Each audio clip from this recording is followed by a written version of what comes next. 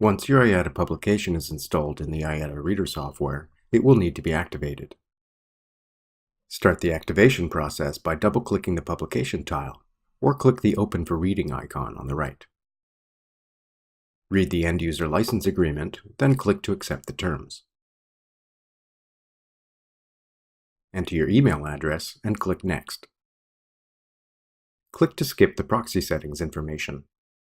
When you perform an offline activation, IATA Reader doesn't need internet access. But we do recommend you get help from your computer support team to enable internet access for the reader.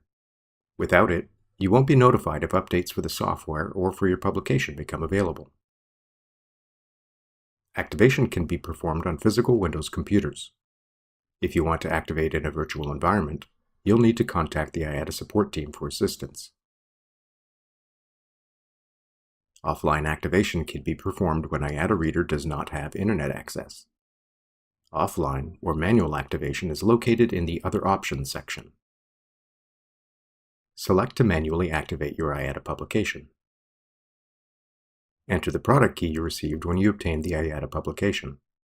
If you can, try to copy and paste the key instead of typing it in. Next, you'll need to save an activation request file. You'll upload the file to IATA's activation webpage and receive a response file in return. Save the request file to a convenient folder on your computer. Now you'll use a browser to upload the request file and generate a response file.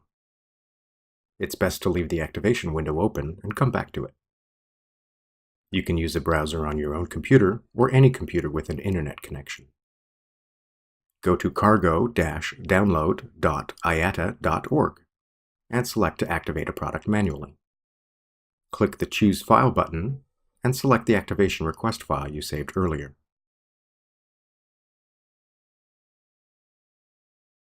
Lower down on the page, click to process the activation request. Look for the Processed Successfully message above. Your activation response file can now be downloaded. Save the response file to a convenient folder. You'll need to be able to distinguish between the response and request files. The two files are not the same. You're now done with the browser. Back in the IATA Reader activation window, select to open the activation response file. Make sure to select the response file you saved in the browser and click Open. Your IATA publication should now be activated.